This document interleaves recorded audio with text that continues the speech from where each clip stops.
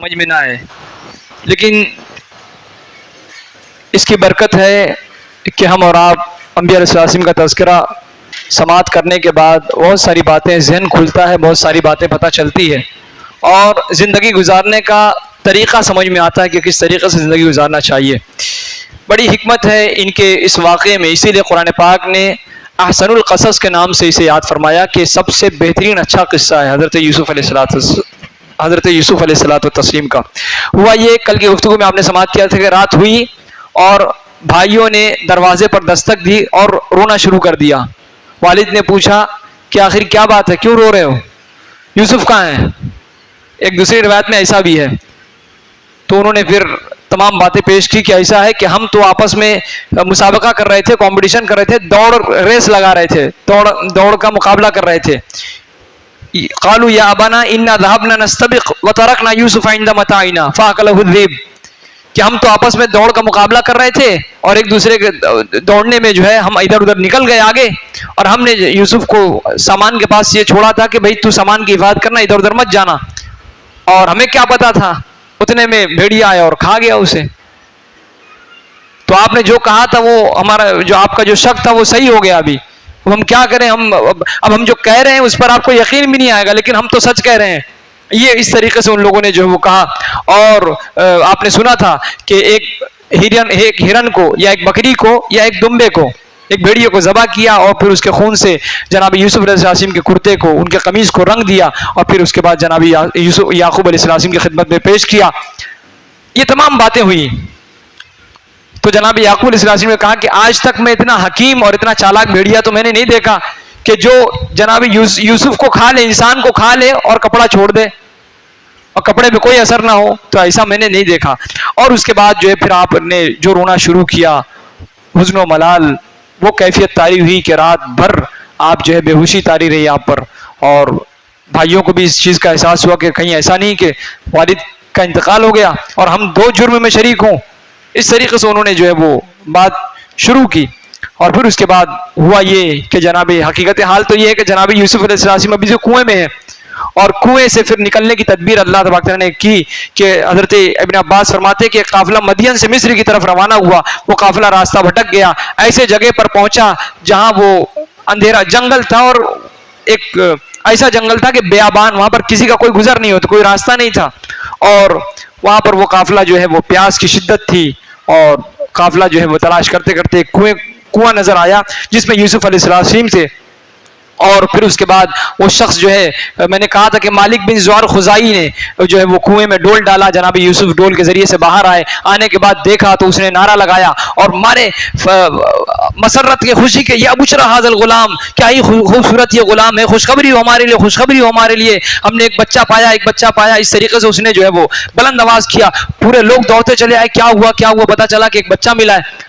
اب اس بچے کی کیفیت یہ تھی کہ جناب یوسف علیہ السلام بڑے خوبصورت تھے، اور ایسے خوبصورت تھے کہ اعضاء بھی ان کے معتدل تھے، اور تمام تر خوبصورتی کے تمام تر صفات اللہ تبارک تعالیٰ نے کوٹ کوٹ کر بھر دیا تھا ان میں، وہ خوبصورتی تھی جناب یوسف علیہ السلام کا، اور بچپن کا حال تھا۔ اب اس کے بعد جو ہے ہوا یہ کہ یہ تمام باتیں ہوئی، اور اب ان لوگوں نے آپ کو لے لیا۔ اب ہونے کے بعد یوسف علیہ السلام کو کنویں سے نکالنے والوں نے قیمتی سرمایہ سمجھ کر اپنے پاس رکھ لیا تھا، مصر میں جا کر فروخت کریں گے، ایسا انہوں نے پلان بنایا تھا۔ لیکن آپ کے بھائی جو ہے 3 دنوں بعد آئے، اور آنے کے بعد جو ہے انہوں نے دیکھا کہ ہو سکتا ہے خواہ نخواہ ایسا تو نہیں کہ یوسف کا کچھ الا بھلا ہوا کہ نہیں، کیا ہوا کہ اس میں یہ ہے کہ کہیں نکل گیا، کیا ہے کیا نہیں، وہ انہوں نے اپنی پلاننگ شروع کی۔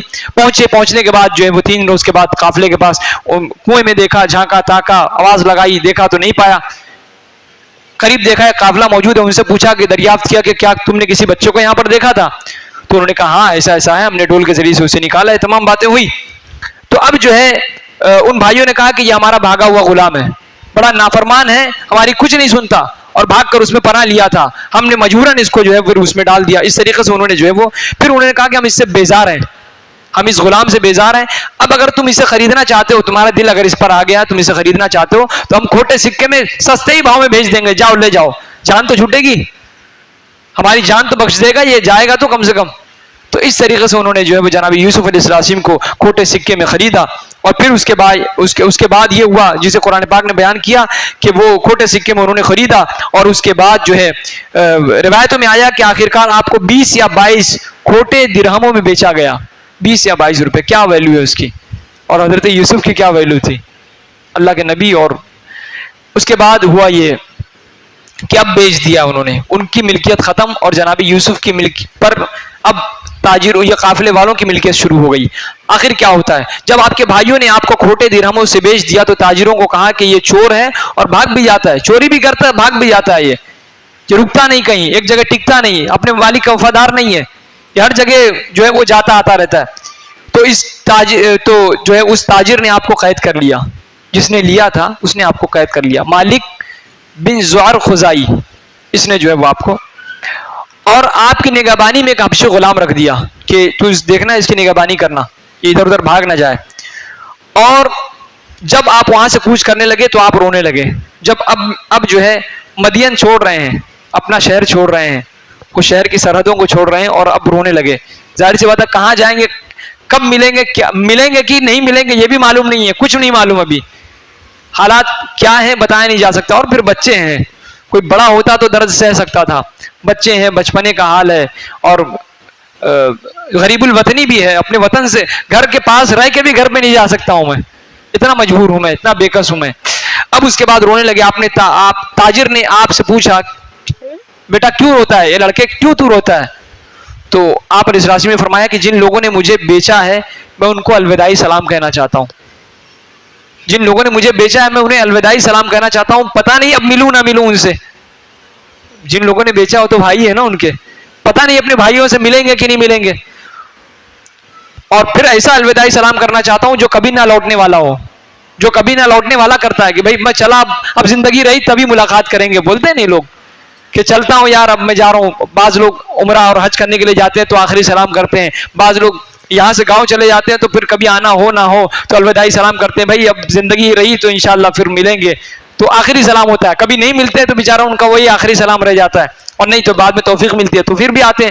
لیکن اس طریقے سے جناب یوسف علیہ السلام نے اپنے بھائیوں کو سلام پیش کیا، اور تاجر نے اپنے غلام کو کہا کہ اسے لے جاؤ، اپنے مالکوں کے پاس لے جاؤ تاکہ یہ انہیں الوداعی سلام کہہ لے، پھر قافلے سے مل جانا، اور پھر اس کے بعد جو ہے اس نے اس غلام کو کہا کہ ایسا ہے کہ ہم قافلے کی شکل میں نکل رہے ہیں، تم اسے لو، یوسف یعنی اس بچے کو لو، اور تم خود جاؤ اس کے مالک سے ملا دو، اور پھر اس کے بعد قافلے سے ملانا تم راستے میں۔ تو ایسا ہوا کہ وہ جو ہے غلام کو لیے جناب یوسف اپنے بھائیوں کے پاس پہنچتے ہیں۔ اب اس قافلے کے اس تاجر نے کہا کہ میں نے آج تک اتنا فرما بردار غلام نہیں دیکھا جو اپنے مالکوں سے اتنی محبت کرتا ہو، اپنے بھائی یعنی دراصل تو بھائی ہیں وہ اپنے مالکوں سے، اور اتنے ظالم ان کو نہیں دیکھا کہ وہ اسے بیچنے کی کوشش میں اس کے بیچ رہے ہیں، اتنا وفادار اور اسے بیچ رہے ہیں، میں نے اتنا ظالم نہیں دیکھا۔ وہ غلام آپ کے بھائیوں کے پاس لے آیا، اور سب سوئے ہوئے تھے اس وقت، جب جناب یوسف پہنچے اپنے بھائیوں کے پاس تو سب سوئے ہوئے تھے، اور ان میں سے بھیڑ بکریوں کی حفاظت کر رہا تھا جو جاگ رہا تھا، ایک تھا جو جاگ رہا تھا۔ یوسف علیہ السلام اپنے محافظ غلام کے ساتھ پاؤں میں بیڑیاں لگے کھڑے لڑکھڑاتے اپنے بھائیوں کے پاس پہنچے اور رونے لگے۔ اس نے پوچھا کہ اس بھائی نے پوچھا جس نے بیڑیوں کی جو حفاظت میں لگا تھا، اس نے پوچھا کیوں آئے ہو؟ آپ نے کہا کہ میں تمہیں الوداعی سلام کرنے کے لیے آیا ہوں، جسے تم کبھی نہ دیکھ سکو، ہائے افسوس، ہائے بربادی، یہ کیسا الوداع ہے، ممکن ہے کہ وہ جو بھائی تھا یہ یہودا تھا، بڑا بھائی تھا۔ اب سب جاگ پڑے، جب دیکھا بیڑیوں کی آواز سنا، اور جب یہ یوسف علیہ السلام کی آواز سنی تو سب جاگ پڑے، اور جناب یوسف علیہ السلام ایک ایک بھائی کے ساتھ ملتے اور پھر سر جھکا کے محبت کا اظہار کرتے، گلے ملتے سب سے۔ اب تو اختیار ختم ہو گیا، انہوں نے پیسے لے لیے اور یوسف علیہ السلام کو غلام کی حیثیت سے بیچ دیا ہے۔ نہیں انہیں تو معلوم ہے کہ یہ دراصل ہے کون، بھائیوں کو تو معلوم ہے کہ یہ کون ہے، لیکن انہیں یہ معلوم ہے کہ یہ غلام ہے، تو وہ کیسے چھوڑیں گے؟ انہوں نے تو پیسے دیے ہیں اس کے، کیسے چھوڑیں گے؟ سبحان اللہ، یہ ظلم دیکھیے کہ وہ ان کا جناب یوسف علیہ السلام کے ساتھ بھائیوں کا ظلم کیسا تھا، اور جناب یوسف علیہ السلام کی محبت دیکھیے۔ آپ چلتے ہوئے کہہ رہے تھے اللہ تمہاری حفاظت فرمائے، اگر تم نے مجھے ضائع کر دیا، اگرچہ تم نے مجھے ضائع کر دیا، تم نے نکال دیا، تم نے مجھے کھو دیا، لیکن اللہ تعالیٰ تمہاری حفاظت فرمائے، اللہ تعالیٰ تمہیں اپنے گھروں میں قائم و دائم رکھے، اگرچہ تم نے مجھے بے گھر کر دیا۔ جناب یوسف فرماتے اپنے بھائیوں سے اللہ تعالیٰ تم پر رحم فرمائے، اگرچہ تم نے مجھ پر رحم نہیں کیا۔ پھر بھی اللہ تعالیٰ تم پر رحم کرے. بھائیوں کو دعا دے رہے ہیں. آپ کی الوداعی سلام، رقت انگیز کلمات، دکھ بھری فریاد کا اثر بھیڑ بکریوں پر اتنا شدید ہوا، بھیڑ بکریاں تھی کثرت کے ساتھ، اتنا شدید ان پر اثر ہوا کہ ان کے اس ہولناک منظر سے بھیڑ بکریوں میں جو حمل والے بھیڑ بکریاں تھے ان کے حمل گر گئے. اس قدر ان پر شدت اور اس قدر جو ہے وہ غم طاری ہوا کہ اس کے حزن و ملال سے جو ہے ان کے وہ تمام چیزیں جو ہے وہ ضائع ہو گئے، ان کا حمل، بھیڑ بکریوں کا حمل. اس قدر وہ منظر تھا. اب اس کے بعد چلتے چلتے بھائیوں کو تو الوداع کہہ دیا، اور آپ کو جو ہے وہ غلام پکڑ کر اپنے ساتھ لے چلا کہ قافلے سے مل جائیں. آپ کو بیڑیاں لگا کر اس نے ایک سواری پر سوار کیا اور ساتھ لے کر چلا. راستے میں دیکھا کہ کنعان کا قبرستان آیا. جناب یوسف علیہ السلام نے دیکھا کہ کنعان کا قبرستان آیا ہوا ہے. آپ کا گزر وہاں سے ہوا تو آپ کی والدہ کی قبر کو دیکھ کر آپ اپنے جذبات پر قابو نہ پا سکے. جناب یوسف علیہ السلام نے دیکھا کہ میری والدہ کی قبر ہے اور اپنے جذبات پر قابو نہ پا سکے، اور سواری سے اتر کر قبر سے لپٹ کر رونا شروع کر دیا. اپنے والدہ کی قبر کو پکڑ کر رونا شروع کر دیا. عرض کرنے لگے، یہ وہ واقعہ یاد آتا ہے، کربلا کا واقعہ یاد آتا ہے کہ اسی نوعیت کا وہ کربلا کا واقعہ تھا. واقعی ایسی داستان تھی کہ اب جناب یوسف فرماتے اپنی والدہ کی قبر سے چپٹ کر پکڑ کر، اے میری اماں، قبر سے سر اٹھا کر ذرا اپنے بیٹے کو بیڑیوں میں جکڑا ہوا تو دیکھو. اے میری ماں، بھائیوں نے مجھے کنویں میں پھینک دیا، باپ سے مجھے جدا کر دیا، کھوٹے سکوں میں مجھے بیچ دیا. میری چھوٹی عمر میں جو ہے ان کا دل مجھ پر پسیجا نہیں، انہیں جو ہے مجھ پر کچھ رحم آیا. اللہ تعالیٰ سے سوال کرتا ہوں کہ مجھے اور میرے والد کو مقام رحمت میں جمع کرے، وہی ارحم الراحمین ہے. اس کے بعد یہ کہتے ہوئے پھر جناب یوسف علیہ السلام آگے بڑھنے کی کوشش کیے. اتنے میں غلام نے پیچھے دیکھا تو یوسف علیہ السلام کو پایا نہیں. واپس آیا تو دیکھا کہ آپ ایک قبر کے پاس رو رہے تھے. اس نے کہا کہ تمہیں بیچنے والوں نے سچ کہا تھا کہ تم ایک بھگوڑے انسان ہو. غلام نے جن حضرت یوسف علیہ السلام کو جو ان کی حفاظت میں لگا تھا، اس غلام نے کہا کہ ایسا ہے کہ جو مالکوں نے کہا تھا وہ صحیح ہے، تم بھگوڑے انسان ہو، تم کو کوئی کسی کی قدر نہیں ہے، نہ مالک کی ادب، مالک کے بات کا احترام ہے، نہ مالک کے وفادار ہو، تم ایسا کرتے ہو. پھر اس طریقے سے جو اس نے کہا، اور یہ کہتے ہوئے اس نے آپ کو ایک زوردار تھپڑ مارا جناب یوسف علیہ السلام کو، جس سے آپ پر بے ہوشی طاری ہو گئی، بے ہوش ہو کر گر گئے. جب آپ کو ہوش آیا تو آپ نے کہا مجھے کچھ نہ کہیے، یہ تو میری ماں کی قبر تھی، میں اپنی ماں کی قبر پر آیا تھا، مجھے مت کچھ کہیے، میں اپنی ماں کو الوداعی سلام کرنے کے لیے سواری سے اتر گیا تھا. اب یہ بات تھی، آئندہ ایسا کوئی کام نہیں کروں گا. جناب یوسف فرماتے ہیں کہ یہ وہ بات تھی جو میں آیا تھا، اب ایسا کوئی کام نہ کروں گا جو تمہیں ناپسند ہو، جو تمہیں ناپسند ہوگا، جو تکلیف دے گی وہ بات نہیں کروں گا. کیوں؟ میں تمہارا غلام ہوں، تو میں ایسا کوئی کام نہیں کروں گا جس سے تمہیں تکلیف ہوگی. اب حال یہ تھا کہ جناب یوسف علیہ السلام کا چہرہ خون آلود تھا اور زمین پر گرنے کی وجہ سے مٹی لگی ہوئی تھی. کانپتے ہوئے رب کے حضور عرض کرنے لگے، اے میرے اللہ، اگر میری کوئی خطا ہے تو مجھے میرے آبا، میرے باپ دادا حضرت ابراہیم، حضرت اسحاق، حضرت یعقوب علیہ السلام کی حرمت کے وسیلے سے معاف فرما.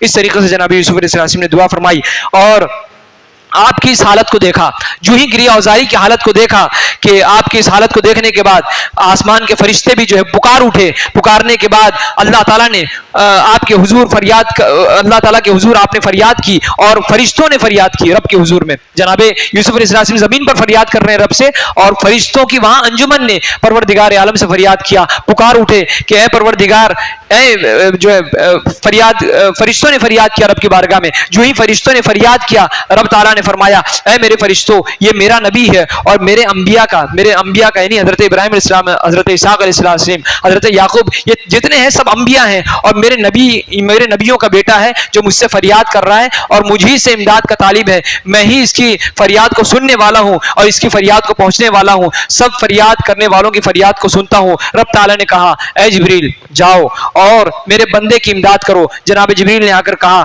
کہ اے اللہ کے دوست، تمہارا رب تمہیں سلام کرتا ہے اور تمہیں کہتا ہے کہ رونے سے رک جاؤ.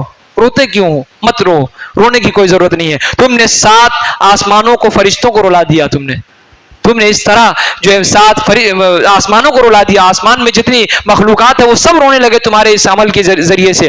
چونکہ بچے تھے نا، اور جب بچہ روتا ہے تو ظاہر سی بات ہے کہ پھر وہ ظلم سے جب روتا ہے تو پھر عرش الہی کانپتا ہے. تو یہ حال تھا، اور وہ پھر اللہ کے نبی تھے، اللہ نے انہیں چن لیا تھا. اب اس کے بعد تم کیا چاہتے ہو کہ زمین و آسمان سب ایک ہو جائیں؟ تم یہ چاہتے ہو کہ زمین و آسمان ایک ہو جائیں؟ ارے بس کیجئے، مت روئیے، آپ روئیں گے تو آسمان جو لرزہ طاری ہو چکا ہے، آسمان کے فرشتے جو ہے وہ آہ بکا کرنے لگ رہے ہیں۔ اب اس کے بعد آپ نے فرمایا کہ نہیں، مجھے اللہ تعالیٰ نے اپنی صفت حلم بردباری عطا فرمائی ہے، وہ جلد بازی نہیں کرتا تو میں بھی جلد بازی سے کام نہیں کرتا۔ جناب یوسف علیہ السلام کے جملے تھے کہ اللہ تبارک تعالیٰ کسی کام میں اجرت نہیں فرماتا، جلد بازی نہیں فرماتا، تو میں کیوں جلد بازی کروں، میں جلد بازی سے کام نہیں لیتا۔ جناب جبریل نے اپنا پر زمین پر مارا اور زمین سے پھر سرخ رنگ کی ہوا چلنا شروع ہو گئی، سورج کی روشنی ختم ہو گئی۔ وہ جو سچویشن تھی اس وقت، سرخ آندھی سے تاریخی چھا گئی، قافلے والے ایک دوسرے کو نہیں دیکھ سکتے تھے۔ حالت یہ تھی کہ قافلہ چل رہا ہے، اچانک جو ہے وہ اندھیرا چھا گیا، سرخی ہر جگہ لالی چھا گئی، اور اب قافلے میں شریک لوگ ایک دوسرے کو پہچان بھی نہیں پا رہے ہیں، دیکھ بھی نہیں پا رہے ہیں، وہیں موجود ہیں لیکن ایک دوسرے کو دیکھ بھی نہیں سکتے، پہچان بھی نہیں سکتے، نہ اپنی سواریوں کو دیکھ پا رہے ہیں۔ یہ حال ہو گیا۔ تاجر نے کہا اے قافلے والوں، اپنی اپنی سواریوں سے اتر کر اپنے آپ کو ہلاکت سے بچاؤ، اپنے آپ کو ہلاکت سے بچاؤ۔ مجھے کئی سال ہو چکے ہیں اس راستے سے گزرتے ہوئے، میں کئی سال سے جا رہا ہوں، آ رہا ہوں، میرا ہمیشہ کا مدین سے مصر آنا جانا لگا رہتا ہے، کبھی مصر سے مدین، کبھی مدین سے مصر، لیکن کبھی ایسی نوبت نہیں آئی، آخر ایسا ہو کیوں رہا ہے؟ یہ اس نے تشویش کا اظہار کیا، میں نے آج تک اس دن کی طرح کوئی دن نہیں دیکھا، اور سب اپنے اپنے گناہوں سے معافی مانگو، کچھ ضرور کچھ نہ کچھ کسی نہ کسی نے کچھ نہ کچھ گڑبڑی کی ہے، اسی وجہ سے نوبت آ رہی ہے۔ اب اس کے بعد آج کی مصیبت یقیناً ہمارے کسی گناہ کا نتیجہ، اس تاجر نے یہ بات کہی۔ اب اس وقت حضرت یوسف علیہ السلام کے محافظ حبشی غلام نے بتایا کہ میں نے یوسف کو مارا تھا، جب مارا تو اس نے آسمانوں کی طرف اپنا سر اٹھا لیا اور اپنے ہونٹوں کو حرکت دیا، یعنی میں نے جب اسے مارا تو اس نے آسمان کی طرف اپنا سر اٹھایا اور کچھ کہا، یہی وجہ لگتا ہے، ایسا کچھ ہے، یہی وجہ سے کچھ ہو رہا ہے۔ اب تاجر نے کہا افسوس تمہاری بربادی ہو، تم نے ہمیں بھی اور اپنے آپ کو بھی ہلاکت میں ڈال دیا، پورے قافلے کو تم نے ہلاکت میں ڈال دیا مار کر اسے۔ اب اس کے بعد تاجر آپ کے پاس آیا اور کہنے لگا اے لڑکے، اے بچے، ہم نے تمہیں مار کر یقیناً ظلم کیا ہوا ہے، اے لڑکے اگر تم بدلہ لینا چاہتے ہو تو ہم سے بدلہ لے سکتے ہو، ہم حاضر ہیں۔ آپ علیہ السلام نے فرمایا کہ ہم ظالموں سے بدلہ نہیں لیتے، اور میں تو اس گھرانے سے تعلق رکھتا ہوں جو ظلم کرنے والوں کو معاف کر دیا کرتے ہیں، میں ان کے لیے جو ہے دعائے مغفرت اور معاف کر دیتے ہیں، اور ان کے لیے دعائے مغفرت کیا کرتے ہیں، میں تمہیں معاف کرتا ہوں، اللہ تعالیٰ بھی تمہیں معاف کرے۔ اس طریقے سے آپ کے معاف کرنے کے ساتھ ہی جیسے ہی آپ نے معاف کیا ویسے ہی تاریکی چھٹ گئی، جو اندھیرا چھایا ہوا تھا وہ چھٹ گیا، آندھی رک گئی اور سورج روشن ہو گیا، مشرق و مغرب تک روشنی پھیل گئی۔ اس طرح قافلہ مدین سے نکلا تھا وہ مصر پہنچا، صحیح سلامت پھر پہنچا۔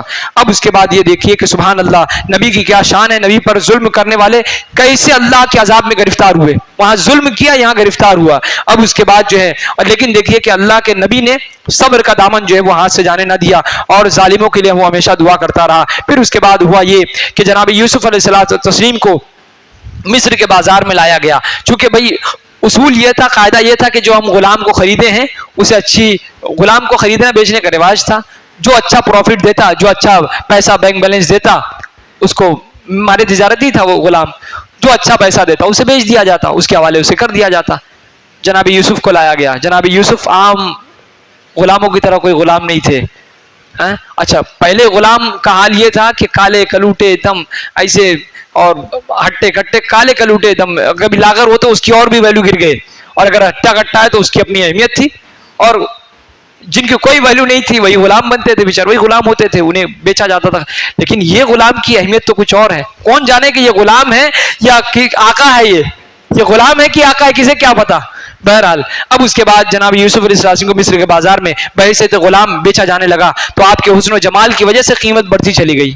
مصر کا بازار آپ نے جو ہائی کر دیا، بازار ریٹ ہائی ہو گیا جناب یوسف علیہ السلام کو دیکھ کر، لوگوں نے بولیاں شروع کی، ہم اتنے میں خریدیں گے، ہم اتنے میں خریدیں گے، شروع ہوئی بولی لگنا شروع ہوئی، یہاں تک کہ آپ کی قیمت یہاں تک پہنچ گئی کہ آپ کے وزن کے برابر لوگوں نے سونا، چاندی، یہاں تک کہ کستوری، چاندی اور ریشم تک دینا گوارا کر لیا کہ نہیں، اس بچے کو میں ریشم کے بھاؤ میں لوں گا، لاؤ کتنا وزن ہے اس کا، اس کے مطابق ہم ریشم اتنا وزن کرتے ہیں، اور اس کے بعد جو قیمت ہوتی ہے وہ لے لو اور یہ بچہ ہمیں دے دو۔ اس طریقے سے بات چلی۔